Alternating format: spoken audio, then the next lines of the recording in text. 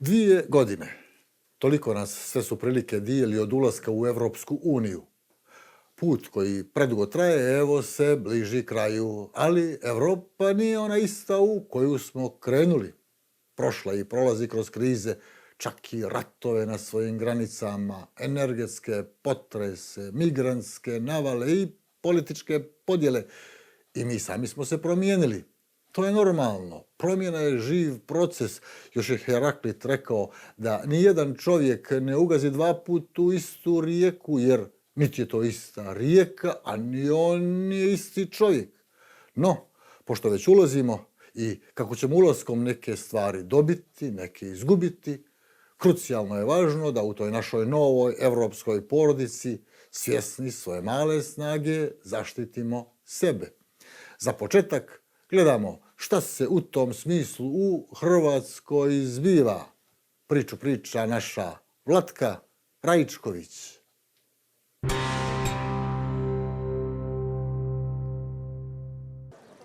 Odlazak domaćeg stanovništva, dolazak stranaca, milioni iz evropskih fondova i sve više pitanja. 13 godina nakon ulaska u Evropsku uniju, Hrvatska se suočava sa promjenama koje se najviše vide u svakodnevnom životu, na ulici, tržištu rada i u demografskoj slici. Prije svega, članstvo u Europskoj uniji je otvorilo mogućnost mlađoj obrazovanoj populaciji odlaska iz Hrvatske, otvaranje dakle novih mogućnosti, prije svega radnih mjesta. Demografska slika se apsolutno mijenja, rekla bih čak da je to i neizbježno. Dolazi do fizičke doslovno promjene, sve više ljudi dakle dolazi iz drugih zemalja. Dok jedni odlaze u potragu za boljim uslovima, drugi dolaze. Ali integracija ne prati taj tempo. Razlike u jeziku, kulturi i načinu života postaju svakodnevica. Ukoliko je riječ baš o stranim radnicima, onda su to u velikoj mjeri Filipini, Nepal, Indija, tako kažem recimo, koji, rekla bih, nisu integrirani uopće u naše društvo, ni naravno jezično, ni kulturološki, stambeno, uopće ne znam kakva su njihova prava u pitanju, ne znam, zdravstvene zaštite ili slično. Uglavnom, oni još uvijek ne sklapaju ovdje, naravno, ne žive ovdje sa obiteljima, nego žive zapravo najčešće sa isto tako pripadnicima, dakle, vlastite nacije. Dakle, vrlo često oni ne govore hrvatski, tako da je komunikacija uglavnom na engleskom i tako. Tako da ima stvarno svakodnevnih situacija koje su se dogodile, rekla bih, preko noći. Istovremeno, ekonomska slika pokazuje drugu stranu priče. Evropski fondovi omogućili su investicije koje mijenjaju gradove i infrastrukturu. Evo, kod nas, baš u Rijeci, se vodi veliki projekt ulaganja u vodno-komunalnu infrastrukturu koji je preko 300 i nešto milijuna eura, od toga 80% iz evropskih sredstava. Naravno, kažem, čitav niz benefita i fondova postoji u području energetike, obnove, odnosno dakle gradnja škola, vrtića i slično. To su nekakve konkretne stvari. Ali uz novac dolaze i obaveze. Članstvo u Evropskoj uniji znači i prihvatanje zajedničkih politika, što dio javnosti vidi kao gubitak dijela samostalnosti. Ako pitate euroskeptike, oni će naravno reći da smo izgubili nekakav dio i suverenosti, i integriteta, vanjske politike možda i slično, da smo morali naravno pristati na neke elemente zajedničke europske politike.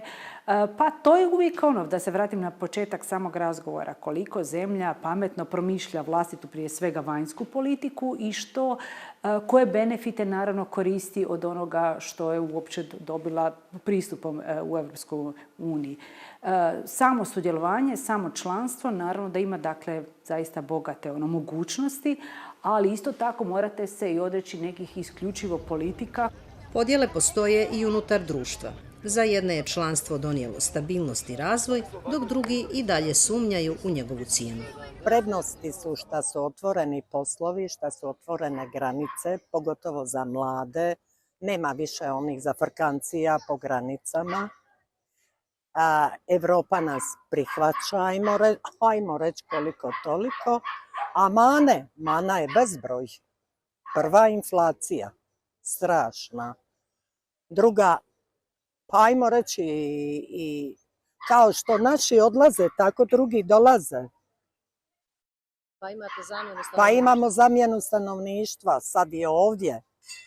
Ne znam, ne sviđa mi se općenito jedna politika koja se provodi ne samo u Hrvatskoj, nego općenito u Europi. Daleko bolje su prije živjeli, prevara je čista bila što smo ušli u tu uniju i kako smo ušli to samo oni znaju, mali građanin i mali čovjek to nije sudjelovao. Prevarili su nas skupoća, inflacija, sve to što je bilo u kune sad se pretvorilo u eure, tako da ne možemo jednostavno pratiti i financijski i bilo kako ta zbivanja koja nam je priredila ta naša lijepa unija. Dobre stvari su što se standard poboljšao, što se ekonomija naša raste, a mislim da smo i granice smo otvorili pa lakše je turistima, pošto smo turistička zemlja, lakše je turistima doći. Uveli smo euro, što po meni nije baš bila najbolja ideja, ali eto, mislim da idemo, od kad smo u Europskoj uniji, da idemo na bolje. Je, jako će vam biti dobro. Sve zavisi kom je na vlasti i ko će biti veći sluga. Znate, ovo što pričaju na televiziji, bajke, poslušnici, samo se sluša šta oni narede. I šta ćete vi, šta će nam? Otvorene su nam granice, naravno možemo odlaziti u druge države, sada i u Ameriku bez viznog režima i tako. Tako da se osjećamo jednaki, znači svim drugim građanima Evropske unije. Pogledajte šta je od Hrvatske postalo, to sad rijetko vidite i domaćeg čovjeka, tu je sve šareno. Naše ljude, što su otišli iz ekonomskih razloga, što iz političke razloga, jednostavno pustili su Hrvatsku. Ostalo nas je nas stariji tu, bez ikakvog, kako se kaže, interesa više tu. Jedino preživljavamo, pogotovo umirovljenici, tu su oni najloše situacije. Ne vidim izlaz iz ove situacije. U međuvremenu sama Evropska unija se mijenja. Proširenje je usporeno, a optimizam zamijenjen oprezom. Rekla bih da tu postoji jedna malo ipak veća razina skepse. U međuvremenu se dogodio dakle i izlazak Velike Britanije, što je sigurno utjecalo. Spominju se još neke zemlje koje, da tako kažem, kalkuliraju sa svojim ostankom. Neke zemlje nikada nisu preuzele euro, odnosno zadržale su nacionalnu valutu. Mislim da nakon onog velikog vala proširenja koji je bio, u kojem je ušlo 10 zemalja, pa onda još nekoliko, da ipak je Europa zbog i globalnih razloga naravno zauzela jedan malo, neću reći stroži, ali rezerviraniji stav prema ulasku. Ipak Evropska unija nije jedinstvena država, već složena zajednica različitih interesa, u kojoj brojna pitanja ostaju u nadležnosti nacionalnih politika. Europa je i dalje skup, naravno, različitih zemalja. Dakle, čak i tamo, s obzirom da mi imamo, naravno, čitav niz zajedničkih politika, postoje, naravno, teme, odnosno vrijednosti kulturološke u koje europska politika, da tako kažem, ne zadire. Zapravo, ostaju ipak na razini nacionalnih zemalja, odnosno nacionalnih politika. Na kraju, utisak je podijeljen. Između ekonomskih koristi i društvenih izazova, prema ovome što smo čuli, Hrvatska i dalje traži balans, baš kao i mnoge druge zemlje na evropskom putu.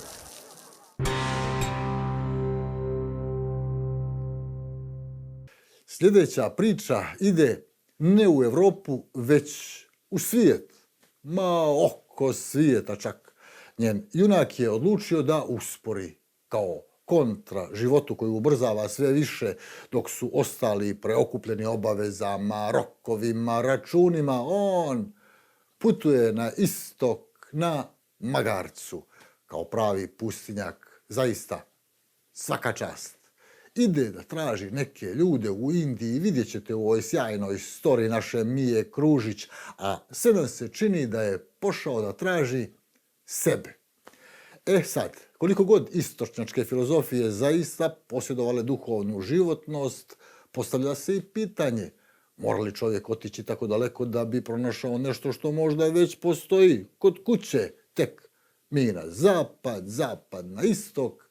Gledajmo Miju sa svojim sagovornikom i njegovim živopisnim prijateljima.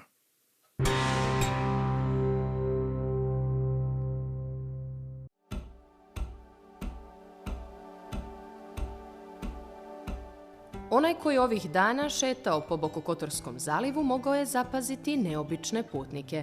54-godišnjeg Francuza i njegove vjerne pratioce, magarce. Kako je vaše ime i koja priča stoji iza magaraca koje vidimo ovdje? Bonjour, mon prénom est Jean Ismaël. Zovem se Jean Ismaël Rago. Mi idemo prema Indiji da upoznamo takozvane majstore.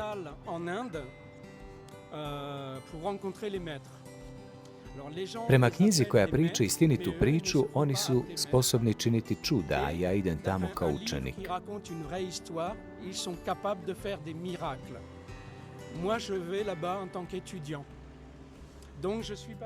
Sada prolazimo kroz grad jer moj magarac ne može ići u planine s kolima.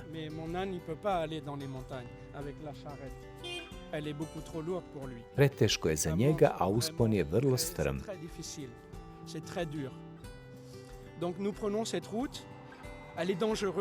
Opasno je, uplašeni smo, ali moramo nastaviti dalje.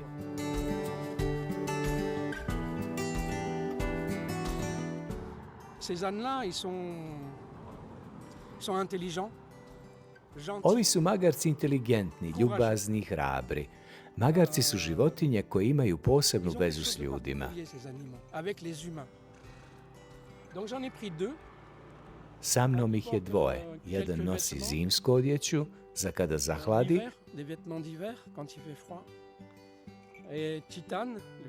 a Titan, on nosi sve ostalo u kolicima. Tu su voda, hrana i nekoliko sitnica za popravak kolica i opreme. Popravke radim uz pomoć konopa jer se oprema u nekom trenutku pokvari. Ona stari, istroši se.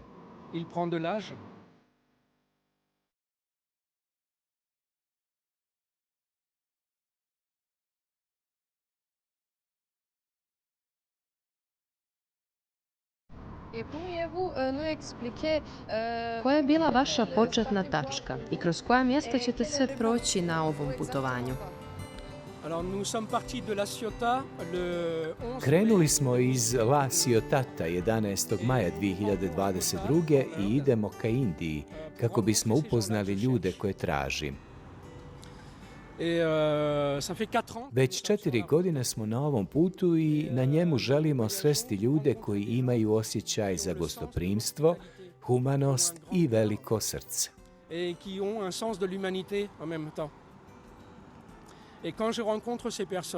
Ja pripremam knjigu pod nazivom Osjećaj gostoprimstva.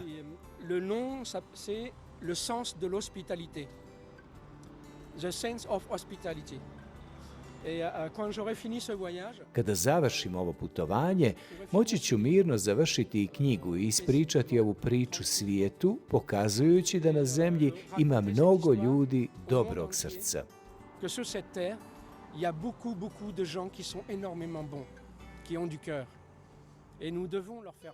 Na svom YouTube kanalu također želim ljudima prikazati prirodu koju nalazim i pokazati im kako je svijet lijep. U Crnoj Gori Jean Ismaël je tek od nedavno, no već kaže nalazi ono za čime je u potrazi.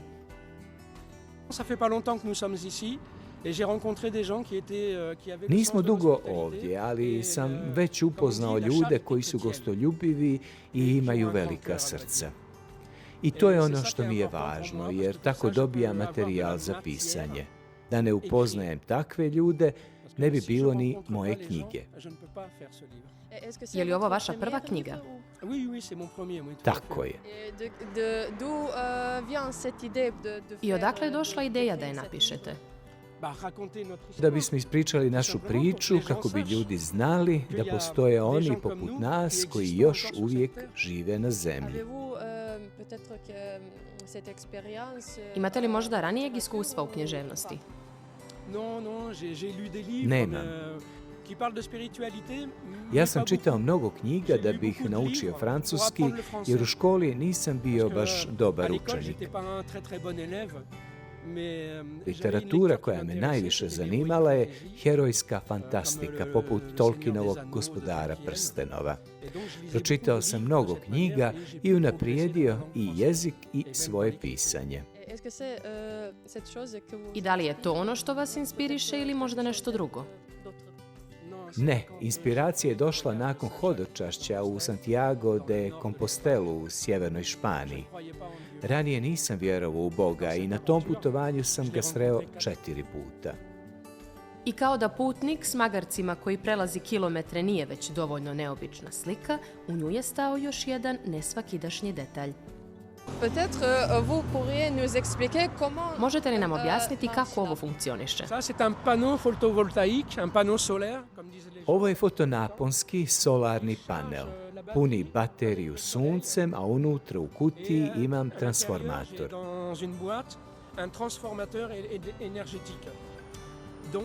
Pomoću njega punim kamere, računar, lampu i telefon, jer ga koristim za navigaciju. Bez njega nema struje, a bez struje ni mojih videoklipova. Boka Kotorska je samo jedna od Jean Ismailovih usputnih stanica, jer do Indije je još mnogo koraka.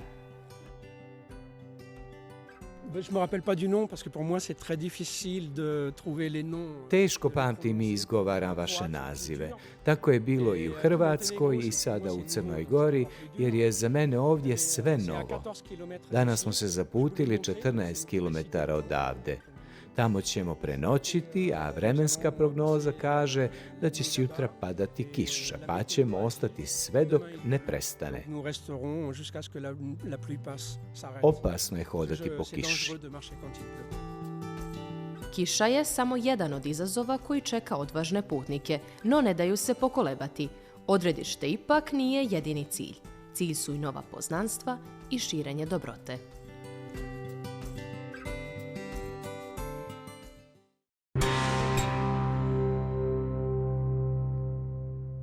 Nakon putovanja u Europu i putovanja oko svijeta, vraćamo se kući. Pokušat ćemo opet malo da putujemo preko granice, ali ne možemo. Put za Peć, star cijeli jedan vijek i godinu preko je neprohodan. Zašto su postavljene barijere, znamo, ali niko ne zna zašto se ne sklanjaju godinama. Po drugi put, nakon 3 godine, isto istražujemo.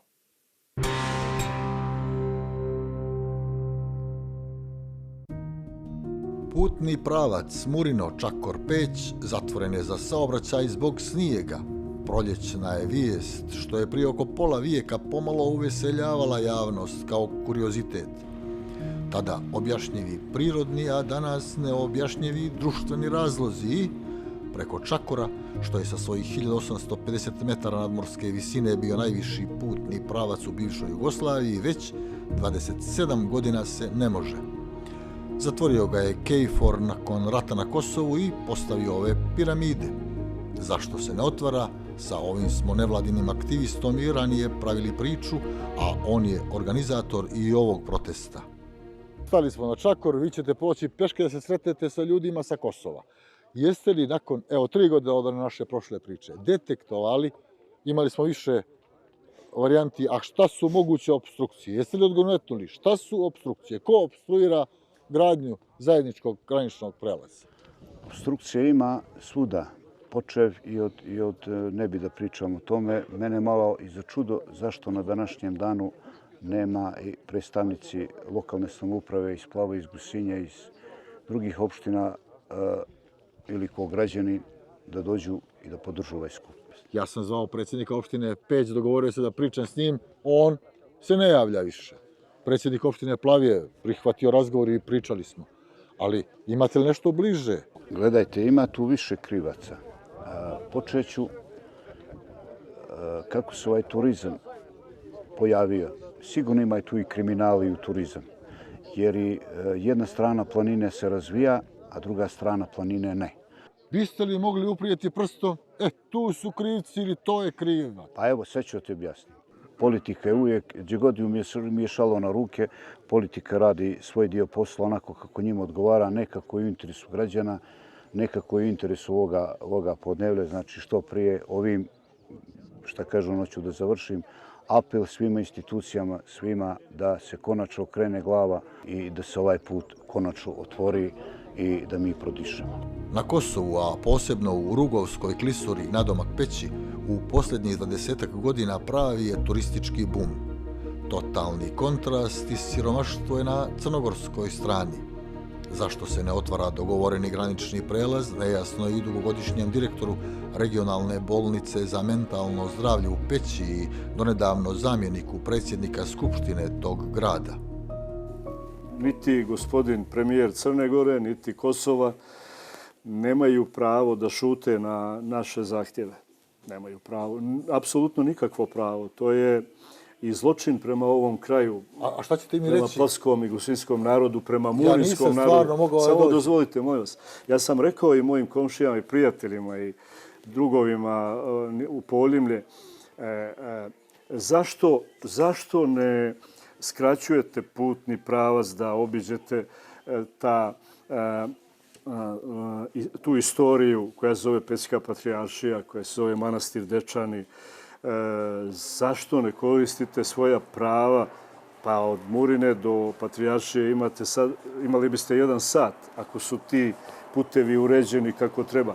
Zašto se ne čuje i taj vaš glas? A on je jasno artikulisan željom građana i to i na 101. godišnjicu od kada je probijen, pa se kao legenda prenosi da je tada kralj Aleksandar na primjedbu da je teren težak završio pogodbu sa inženjerima retoričkim pitanjem može li metar puta kilo zlata.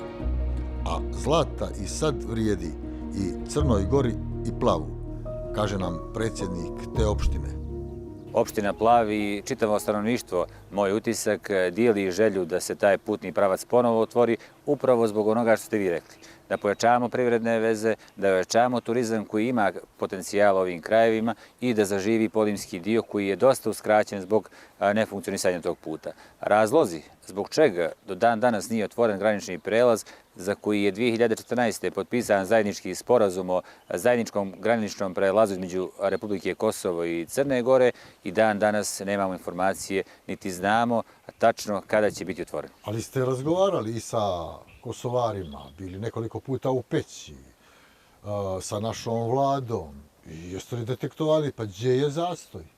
Razgovarali smo sa kolegom iz Peći, gospodinom Muhadžerijem, koji ima veliko interesovanje da se taj put otvori. Čak bi uložio i svoje sredstva u dijelu renovacije putne infrastrukture koja vodi do graničnog prelaza. Razgovarali smo sa ministrom saobraćaja Kosova, koji je isto iskazao želju za otvaranjem tog putnog pravca. Sa našim zvaničnicima također iskazana želja, ali i rješenja ni ne vidimo. Zbunjujuće. Pa očigledno da ne postoji istinska volja, da je od strane... Iskren da budem, više mi djeluje sa kosovske strane usred čestih političkih promjena da postoji manjak interesovanja za taj putni pravac, ali vjerujem da i sa naše strane mora biti jača inicijativa. No, nema je. Zaključuju okupljeni u znak protesta na Čakuru, što im se, pored deklarativne volje, ne daje ništa više i zbog čega im je čak i zbunjujuće da više ne mogu putem, za koji je crnogorska vlada čak i utrošila značajna sredstva da bude osposobljen za saobraćaj, a njim se ne može. Neki ističu, pored praktične, kulturne i istorijske vrijednosti ovog pravca i važnu emotivnu crtu. Kao što mnogo znači za nekoga Durmitor, Visitor, Lovćen, Rumija, ipak je Čakor najpoznatiji vrh na Balkanu, jer je raskrsnica puteva, a danas je zatvoren. Danas su turisti, pogotovo strane koji vide ove predjele, ne mogu da prođu najljepšom dolinom klisurom, Rugovskom klisurom i da vide najljepši kraj na Dunjaluku, Plavsko-Gusinski kraj. I u tom trebaju jednom plemenito postupiti prema ljudima, otvoriti puteve. Pa šta da radi Crna Gora, ako Kosovo neće da sarađuje? Šta da radi? To treba međunarodnoj zajednici reći, da Kosovo nije u Evropi. I onda bi trebala, znači, Evropa da ako koči Crna Gora... Evo, ovaj ne koči da šlajfuje. A ja mislim da je problem i vlada Crne Gore i vlada Kosova. Evo, Vlada Crne Gore ima probleme. Ja mislim da vlada Kosova koči, a vlada Crne Gora daje gas i šlajfuje ko ovaj ovdje. Šlajfuje vlada Crne Gore. Zaglavi se čovjek. Ja sam uvjeren da je sazrela svijest ovih ljudi, koliko sam ja sa njima razgovarao, da mirno uklone prepreke. Mi iz Plava manje nam je bitno ko je uzrok problema. Samo želimo da dođe do rješenja problema. Osim tog putnog pravca, kandidovali smo i put Plav-Dečani koji nas povezuje preko Bogićevice, koji je također od izuzetnog značaja. Također turistički put koji ide preko Ćavranice, koji vodi do Tropoje, tamo smo imali susrete. Sva ta 3 putna pravca treba naći modalitete kako da budu otvorena, kako bi funkciju turizma stavili u puni pogon. Podsjetit ću vas da je prva veza između Crne Gore i Kosova upravo bila taj planinski prevoj na Čakuru. Ovaj dokument je, da ga pročitam u originalu, sporazum između vlade Republike Kosovo i vlade Crne Gore o otvaranju zajedničkog graničnog prelaza Kotlovi, kućište za međunarodni drumski putnički saobraćaj. Ja bih rekao sve jasno. Apsolutno za pismene ljude, ovo je kruna dokaza. Iđe je zapelo. A sačinjen je u Prištini 26.3.2014. godine. Dakle, prije 12 godina. Da se putni pravac iz Peći prema Crnoj Gori kroz Rugovu, preko Čakora do Murine i nadalje otvori što prije. Ja vam rekoh, Ministarstvo unutrašnjih poslova Crne Gore je sada kaže da, mi smo za. Zvao sam i Ministarstvo saobraćaja i oni vele do nas nije, mi hoćemo sutra. Da. Kosovska strana je apsolutno raspoložena da ovaj putni pravac otvori. Znači tu ova sadašnja, zadnja generacija ova vlast je u tom pravcu apsolutno raspoložena da otvori. A šta to znači? To znači da treba da sjednu ove 2 vlade u Podgorici i Prištini. Evo mi organizujemo protest. Bili ste savjetnik od Kurtija? Ne, više nijesam. A bili ste, jeste ga tada pitali šta, jeste li vidjeli kako on? Da, i onda sam dobili smo ovaj sporazum. Ja sam čuo da je on tvrđi po tom pitanju od Haradinaja. A vi me vučete sada za jezik. U politiku šta sporno je za jedan krug političara sa Kosova, taj prostor je granični sporan. I moguće je da su i jedni i drugi koristili tu priču sporne granice. Međutim, i parlament Kosova i parlament Crne Gore je ratifikovao granice. Te granice su date Ustavom Jugoslavije. Da podsjetim samo, parlament Kosova uz one dimne bombe, uz... Dobro, ali oni su ga ratifikovali. Ali su ga... Da. I vidite, mi držimo dokument. Države su obavezne da ovo sprovode. U Velici, mjesnoj zajednici kojoj Čakori pripada, nezvanično smo saznali da postoje glasovi koji u ovom času ne bi da se otvara granični prelaz. Naš sagovornik što zagovara otvaranje što prije je jedini iz tog mjesta prisustvovao protestu na Čakoru. Veličani ste i kraj ovog puta porasli, je li tako? Tako je. Šta za vas znači ovaj put? Pa ja ću ovu priču sa vama danas početi sa jednom starom izrekom, a svaka stara je mudra i trebamo se pridržavati. Zla ostava, gotova šteta. Ja kao osnivač nevladinog udruženja Srcem za veliko, a s druge strane i kao član savjeta mjesne zajednice i zamjenik predsjednika mjesne zajednice, sam neđe prije 2 godine iz priče sa gospodinom Cecunjaninom koji me je naveo da postavim pitanje na savjetu mjesne zajednice i uopšte nije bilo neke volje da o tome pričamo. Nisu podržali ovu inicijativu? Tako je, nisu podržali, iz kojeg razloga ja ne bih sad pričao i nisam relevantan za takva pitanja. A za pitanja da, evo ja saznajem da i juče, sinoć, bila mjesna zajednica se skupila i razgovarala na tu temu. Tako je. Pa možete li nešto od toga prenijeti? Tako je. Sinoć, dosta kasno, bio sam sinoć na tome druženju i to što sam ja zaključio jeste Neinformisanost mjesne zajednice, zapravo mještana mjesne zajednice je velika, a dobrim dijelom i taj nepotpuni, nejasan i nedobar odgovor jeste svuda imate neko baci neku bombu, neku zakačku i onda se seljaci koji su, kako sam vam prije rekao, neinformisani, prime se. Iz vaše priče shvatam, zaključak mjesne zajednice je ne graničnom prelazu. Za sada. Da vas ispravim, ne mjesne zajednice, nego dijela mještana mjesne zajednice. A dio okupljenih sa Čakora uputio se pješke da se susretne na granici sa znatno brojnijim zagovornicima otvaranja puta iz Peći. Na kosovskoj strani, inače, da bi putni pravac bio kompletiran, potrebno je urediti oko 1,5 kilometra puta.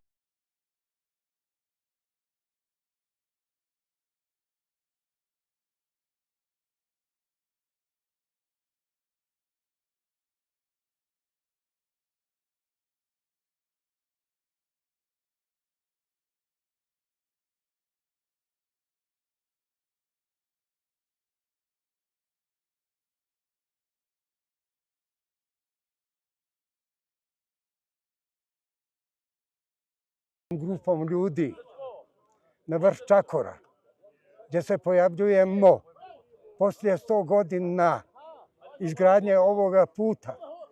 Pojavljujemo se ovdje, ne da protestujemo, nego da ukažemo crnogorskom narodu. Koji zna da je ovaj put zatvoren? Koji zna i ne zna. Zna da je zatvoren. Što? Pa pitam. Crnu Goru. Ne vladu, ne skupštinu. Dobro. Crnu Goru pitam. Zašto? Ja htio vas da pitam, a vi pitate Crnu Goru. Pa nego, odgovor ja. Odgovor? Pa normalno, za sve imam odgovor. To, da čujem. Odgovor je? Odgovor je što politici Crne Gore ne odgovara otvaranje ovoga kraja. Otvaranje sjeverne Crne Gore prema svijetu, prema Kosovu, prema Južnoj Srbiji, prema Makedoniji. A premijer rekao, moram vas prekinuti, premijer kad je dolazio najavio ovo kao ne put, nego brza traka, Sarajevo, Pljevlja, Čakor, Peć, Istanbul, Zapad, Istok. Opet na politiku, političarima ne vjerujem, ali da vam kažem, ovaj put političari je napravljen tada, prije 100 godina, kralj Aleksandar Karađorđević ga napravio s lopatama, krampovima, macama i štampovima. Za 4-5 godina je napravljena otvorena Crna Gora. Sve ja to pričao. Dalje, nije se ovo. Razvoj turizma je omogućio Crnoj Gori ovaj put. 60. godina. To da. 60. godina, da nije bilo ovoga turizma, ovoga puta ne bi bilo turizma u Crnu Goru. Hvala vam i tačka za istorijat. Vraćamo se politika. Ko je kriv? Ja kažem politika. A vi? Ne samo politika, nego ljudi koji vode politiku. Pa to je to. Pa već si me pitao dobro. Dobro, znam ja da pitam. Ovaj kraj. Ali džaba što ja znam da pitam kad odgovora nema. Stani, budi ozbiljan kao što sam ja. Evo, probat ću. Eto, molim te. Probat ću. Ovaj kraj, kad je već politika, ne odgovara Crnoj Gori da se otvori put preko Čakora. Ja sam i ovom prilikom ću reći da sam za svako udruženje, za svaki bolji život, za komunikaciju sa svim ljudima dobre volje, za komunikaciju sa svim ljudima koji će proći ovim najljepšim dijelom, ne samo Crne Gore, nego i šire. Nemam ja pravo i nemam ni znanja, ni mogućnosti da kažem ti si krivi ili oni su krivi, ali znam da je neko kriv. I pretpostavljam, za kraj, da pozivate ljude da sjedu i da se dogovore i da ovo realizuju što je 14. 15. potpisano. Je li tako? Tako je.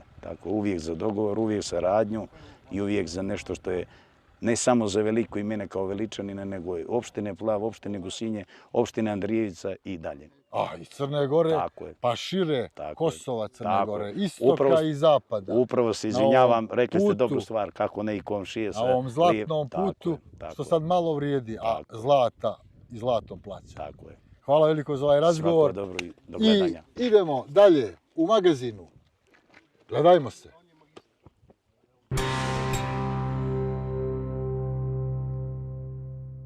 Da zaključimo. Prelaz Murino, Čakor, Peć zatvoren je jer je zatvoren put Peć, Čakor, Murino. Ili obratno. Pitanje osta da visi. Čuli ste glasove za, a potraži smo i one kontra. I na Kosovu i u Crnoj Gori. Zvanični odgovor sa Kosova nije smo uspjeli dobiti, pored čak i obećanja, pa i da se čujemo makar telefonom. Tu nam se upornost nije isplatila.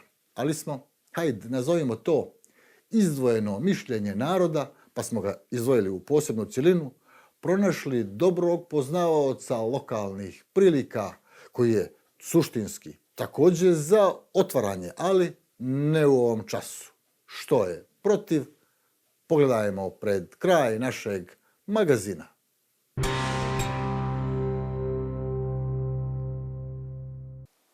Evo nas u Ržanici. Jest. Po drugi put, po istom osnovu. Jest. A ovaj put i po dva osnova. Prvo ćemo onu lakšu priču. Ovdje je nekada bila jedna magistrala. Da. Put koji je povezivao istok i zapad, jedini. To je bio put, tad nije bilo puta preko Rože, nije bilo ovamo, nije bilo ovamo, nego jedini put bio. Kako se ovo zvalo? Zvao se, to je 25. godine pušao, ali u narodu postoje nekdo da je to Jadranska magistrala povezuje Znači, more prema istoku. Jadransko more prema Grčkom more. Prema Gaeta. Jadranska magistrala je bila ovdje. Kod naroda, kod starijeg naroda, tako su oni to. Ja drugu kafu pijem. Jako. I treću ćemo. Ali auto nijedno prošlo uda nije. Sad ne. A nekad koliko? Autobusa. Hoćete da vam brojim? Ne znam koliko li ću vam prebrojiti. Pa približno, može. Evo, recimo išao je Proletar Skopje, autoprevoz Čačak, raketa Titov Užice, Tara 2 autobusa, autoprevoz iz Berana. Evo da prođe neko. Dva autobusa. Iz Peći, isto tako, autobusi Đakovica, Kosova, Trans i Priština, to je bilo više od 10 i oko 15, pored toga što je... 27 pa, do 9 linija u jednom smeru. Da, vi ste bili i načelnik. Jesam. U policiji. Da. U Plavu. Dugo. Tako da ste i dobar poznavalac svih ovih prekograničnih linija, to vam je bio posao. Da. Ova granica prema Kosovu duga 80 km, a prema Albaniji 57. Da. Jeste. I sada je opet aktuelno, i prošli put smo pričali, otvoriti granični prelaz. Da. Prošli put ste bili, za. Da. Ne prošli put, pa i sada jer me shvataš, granični prelaz bilo kad bilo, on će se otvori. To je put, komunikacija između Kosova i Crne Gore. On će biti otvoren. Ali ne pod ovim uslovima, ne u ovo vrijeme i na ovakav način. A što je to sporno? Šta je tu sada, što se ovo zbiva sporno? Što nije utvrđena granična linija. Nema graničnog prelaza, nema carine, nema ništa. I sad kako, privremeno da ga otvorimo i uslovno da vršlja svako po granici. Ja ovdje s tobom govorim lično. I promišljate na svoj način. Nije u čije imene. Ali ja kažem da vi dobro znate da sve promjene granica izazivaju ratove. Da. Izazivaju sukobe. Pa šta se desilo poslije ovoga posljednjeg rata zbog toga što granica ovako utvrđe? Pa nas koštalo mnogo. Mnogo. Da. Mnogo. Ali tad je utvrđivana i ova granica neodgovorna. Tad. Između Srbije i Crne Gore. Istoka prema drugim republikama. Jel' shvatate? Da. Isto je ta ona utvrđivana, tako zbog toga je danas ovakav. Onda je Srbija bila... Srbija i Crna Gora. I onda je u tom momentu je Srbija ušla po vašem u Crnu Goru. Pa tu je bila. To sad ispada tako. I onda ste te granice tolerisali jer nisu bile mnogo važne. Pa i nisu bile važne. Znate, ako se preko toga prelazeći su republike. Kao da ju nije ni bilo. Dobro, znači, za kraj. Sad se mnogi mještani ovdje bune nešto dižu galamu. Evo, neki sastanci su. Sastanci. Da vam kažem. Svako mora da je svjestan nečega što se dešava u Plavu. Da svaka promjena bilo čega, s obzirom na nacionalni sastav u Plavu, ima refleksije strane ovdje. Bilo to dolazi iz Kosova, bilo Albanije, Srbije, Hrvatske, Bosne i tako dalje. Ovako mirna situacija, treba mudro odluke donositi, neka tako bude. Najmanji, s daleko od zemljišta, najmanje nepromišljena odluka može dovesti do veoma teške posljedice. A nije mudra odluka napraviti granični prelaz? Ovako ne. Kako? Ko je sad ovlašćen da se dogovara da se pravi ovakav prelaz? Pa, da se Dva ministarstva unutrašnjih poslova se dogovori i naprave zajednički granični prelaz. Pa ministarstva nemaju pravo. Znate li Seade, da između Velike i Rugove vječito je granica bila rovita. I u vrijeme Turaka i sve do danas. Jer se odvajaju dva etnički čista entiteta i zbog toga je granica uvijek bila rovita. Da, i zato to odluke moraju biti mudre, da se to ne ponosi pažljive. To je tako, nešto sa čim se potpuno sa vama slaže. I naravno da može. Treća kafa, prođe jedno auto dok smo razgovarali. Da. Malo. Ovdje, kraj Jadranske magistrale, što se nekad zvala. Da. Murino, Čakor, Peć. Da. I dalje na istok, sve do Turske, istok. I dalje na zapad, sve do Dubrovnika i Trsta. Da. To je bio taj put. Pa valjalo bi da tu granični prelaz bude, a vi ćete reći ne, dok se dromuhanje ne završi i granica definiše. Samo trenutak Seade. Da li će se usložiti bezbednosna situacija ako bude utvrdilo ovako vi što kažete? Mimo odluke države. Ja ne govorim o utvrđivanju granice, nego o demarkaciji. O pravljenju graničnog prelaza zajedničkog u mjestu Kotlovi, ovdje sad piramide. Da. Ali kad? Ne pod ovim uslovima i ne sad. Ja bih volio da bude sutra. Ja bih volio. Što ne bi ja prošetao drugoj.